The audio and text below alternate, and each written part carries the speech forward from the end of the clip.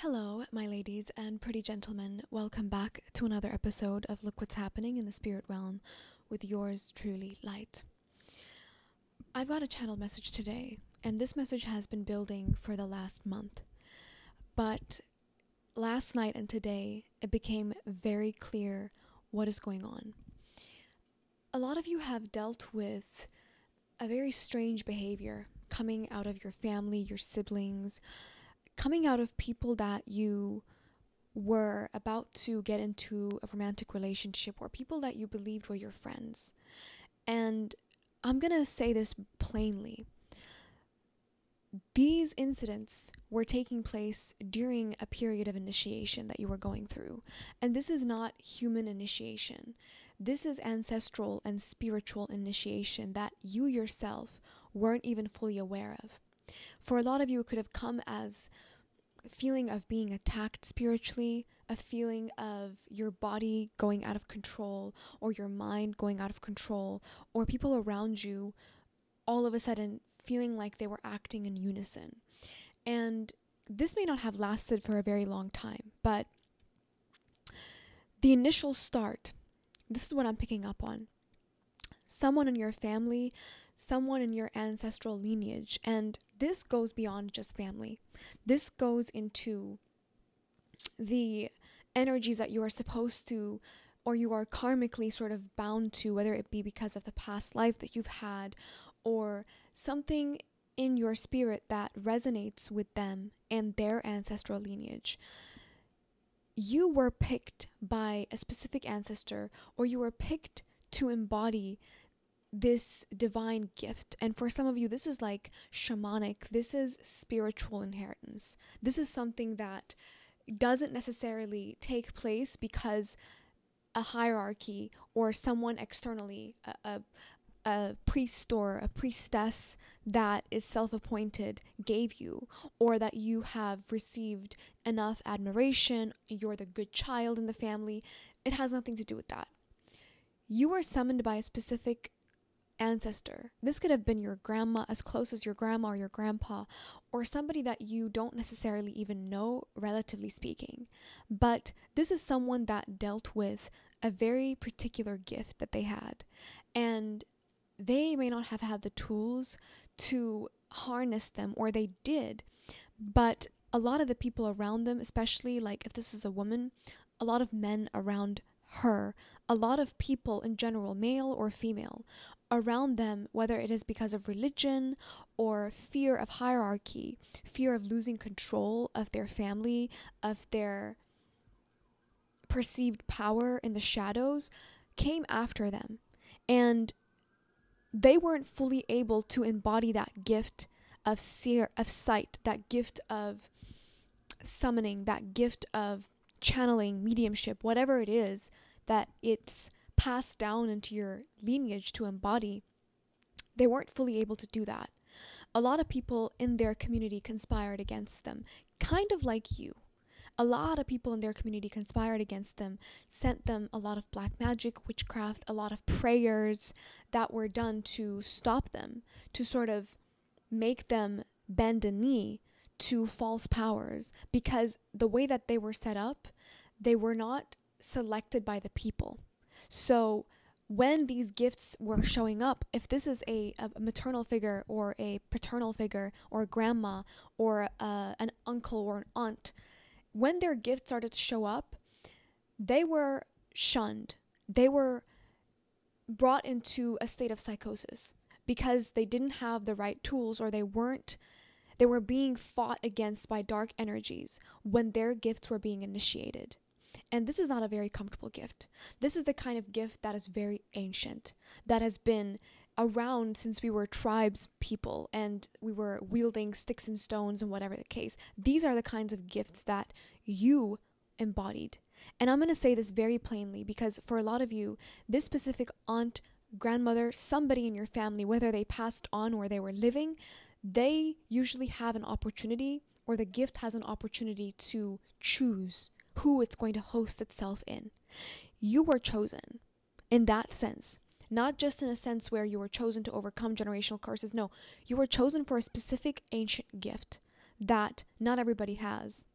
And when this happened, your maternal figure or your paternal figure, your immediate family, whether it is people that you were even adopted into, your immediate family, they knew this. And there was a sense of jealousy. This is why there's this bizarre behavior that you could be accustomed to. You've normalized it. Coming from your siblings, your friends, people that you honestly even doted on. Even your children for some of you. But we're not going to go into these strays. There is this energy because the person that felt like they should have been, right? They were the closest inheritor to this gift. They even may have tried all types of dark rituals to embody it, to sort of host it. But the gift has its own will. That's what I'm getting. It has its own will because it's coming from the Most High. It is not just a random, I'm going to train in the crafts type of gift. It is a embodiment. And it can't just be taken. So when you were chosen by this grandmother, by this grandfather, by this aunt, far off relative, it has to be a relative though. When you were chosen and the gift passed down to you, skipped certain people that felt like they were due, they were owed, a lot of stuff happened when your initiation took place. You've heard of this term, and I am not an expert at this term. They call it shamanic fever.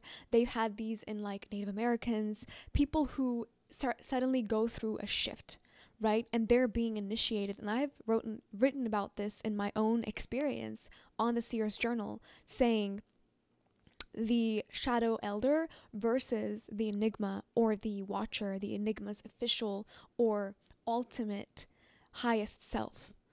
And this is the thing about shadow elders.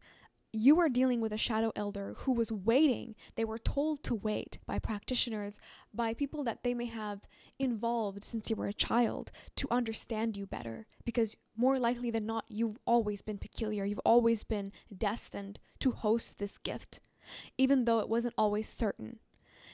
When they got the readings that they got, they received the fact that there will be a timeline. There will be a time where your gift will be initiated, where you would go through a certain process. And that is the time, that is the cusp, that is the ripe cusp when they're supposed to intervene. That's what they've been told. And for a lot of you, when you went through what felt like even psychosis, again, if you actually went through psychosis and you were dealing with a mental health issue, you need to advise people that are actually officially licensed to deal with that. What I'm talking about is nuanced.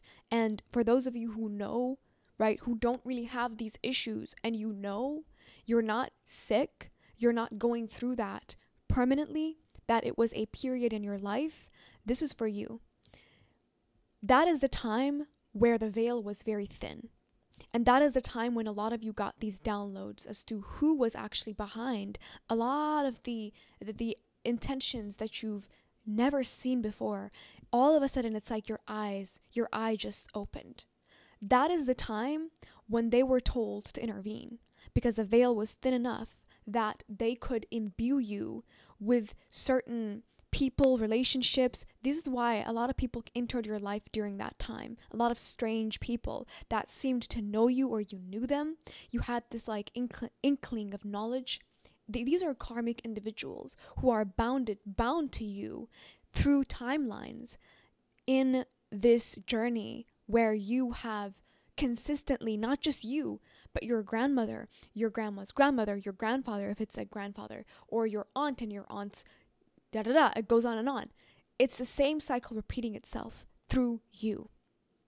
And because this is mythic. This is not just about you. This is beyond you. This is mythic. This is what we see happening in the spiritual realm, in a spiritual warfare that takes place because of certain people being imbued to usher in a new consciousness, to be a shaman, to be a priestess, to be a leader in that sense that God chose them to do. This is where we see a lot of the wars take place. And back to the point, during that initiation process, when the veil was very thin and you were beginning to see visions, hear things, enter into this very see-through space where you were feeling things, sensing things, may have even gone through unexplicable pain. where you felt like magic was being done to you. This was the initiation process. I just have to say that to you. This was the initiation process. And they were simultaneously watching you because they were expecting it. They were expecting it. These people that felt like they needed to be chosen, that they needed to divvy up your gift, they needed to break the cycle, break the chain, so that they can pretty much empty out the essence that was being funneled into you through your lineage, through your ancestors that chose you. This is why a lot of people entered your life during that time, especially people that you may have believed were your twin flame will enter, people you believe that are your soulmates will enter. Random things will happen where you feel like you are being pulled from all these different directions. And this is not necessarily negative, because that is a time also where God intervenes and shows you, because the veil is thin, shows you the intention that these people, those who call themselves your family, your friends, your lovers, they will show you the pure intention, their pure spiritual face. And for a lot of you, that's what kind of your lineage or your grandma or your grandpa, that's what drove them crazy. That's what drove them crazy, because they didn't have the tools at the ready. They had a whole community ganging up against them. They had a whole community gaslighting them and telling them what to believe and what not to believe, because they weren't supposed to be the one with the authority. They weren't supposed to be that. Ever since a lot of religious organizations that have mirrored themselves as holy overseers of God have self-appointed themselves, shall I say, a lot of these gifts and what we call chosen ones have been intervened with in a very brutal and organized manner. There's a whole entire organization, there's a whole entire team and process and a literal process that they go through to intervene when these chosen ones are entering the threshold, when they're being at the front door of what they're destined to inherit. That is what inheritance is. And for a lot of you, when you went through this, I'm gonna need some coffee.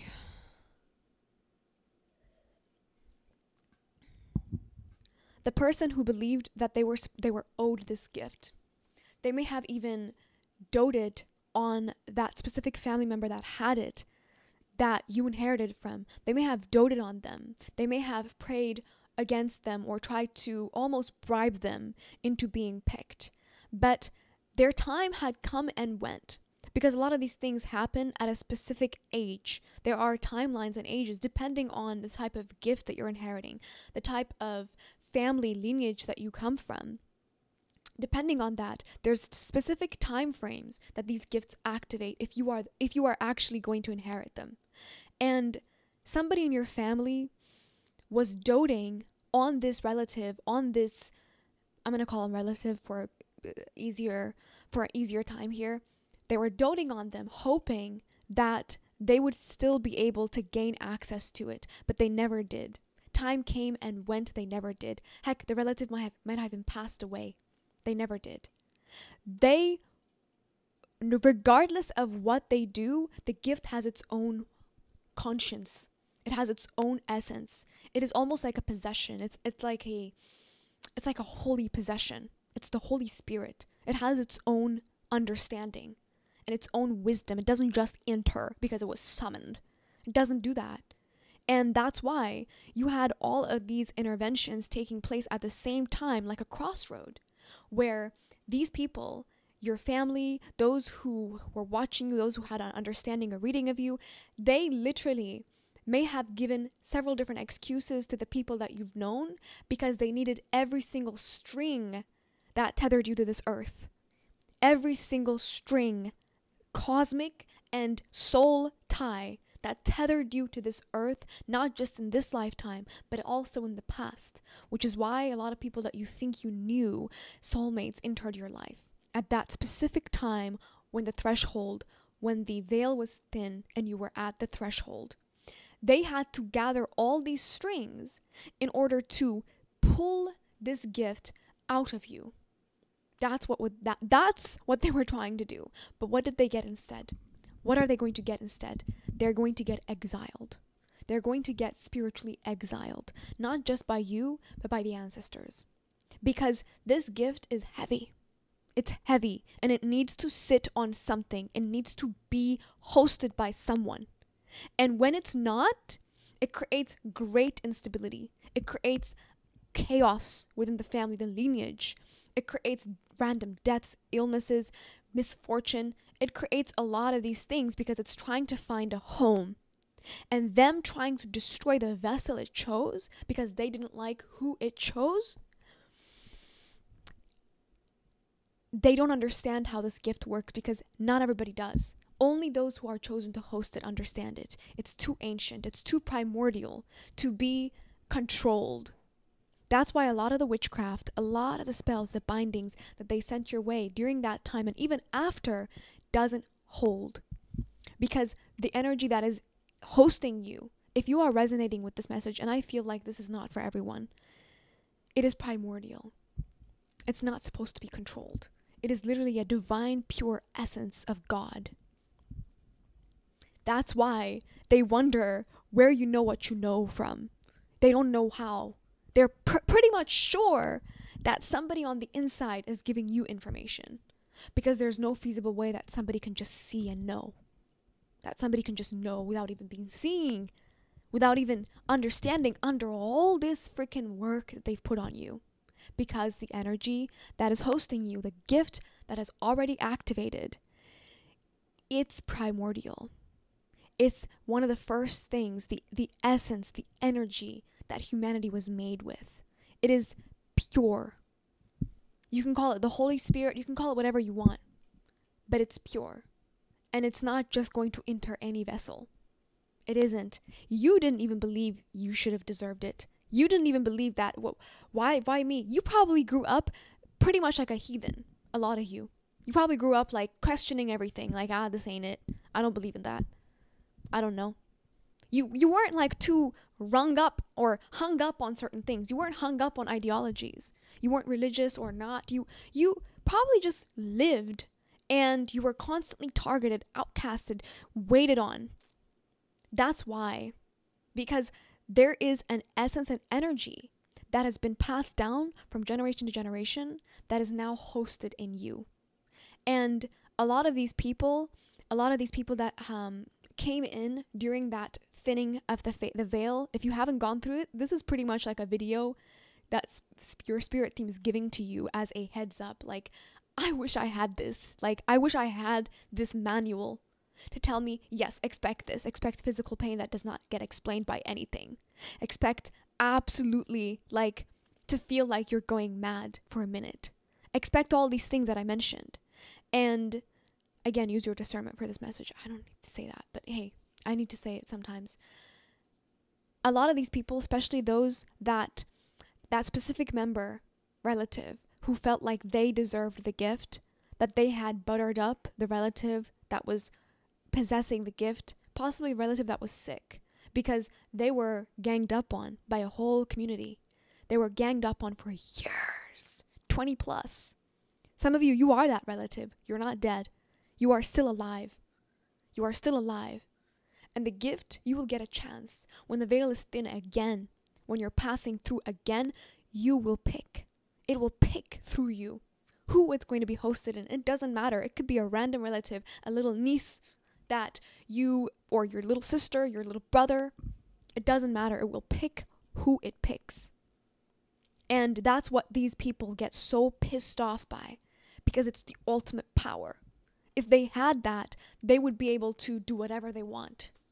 So this lover or this friend or this soulmate, some of you thought they were a twin flame, that entered this phase, they were let in the know.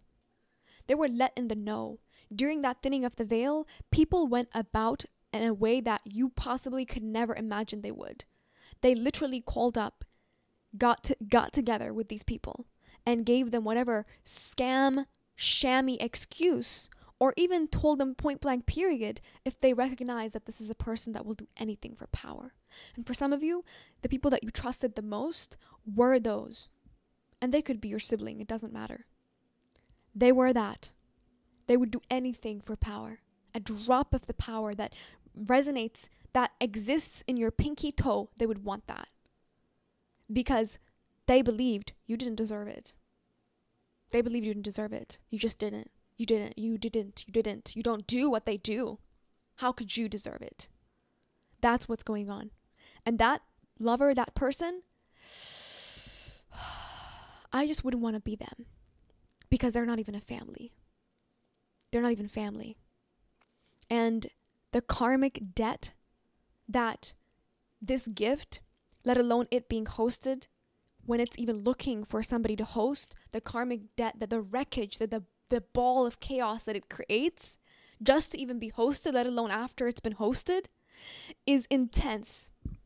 So imagine a non-relative, imagine somebody that isn't even in their business, isn't even up to grab what isn't theirs, isn't even a part of the ancestral lineage that you belong to, trying to imbue themselves, trying to impersonate you to take it. That person is going to be left in the bottom of the ocean. That's what I'm getting. I really hope this resonated. Let me know where you are. Let me know where you are. Not like where you are in the world, but where you are in this journey if this is you. As usual, I don't reach out. Those are scammers. Everything you need to know is in the description box down below. My blog, please read the blog for this one, The Demonic Heritage. I think it's the second one to the top.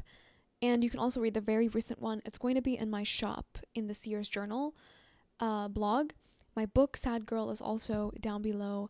Readings are available, only the 15 minutes. I've made that very clear in the community page. Please check that. As usual, until next time, everyone.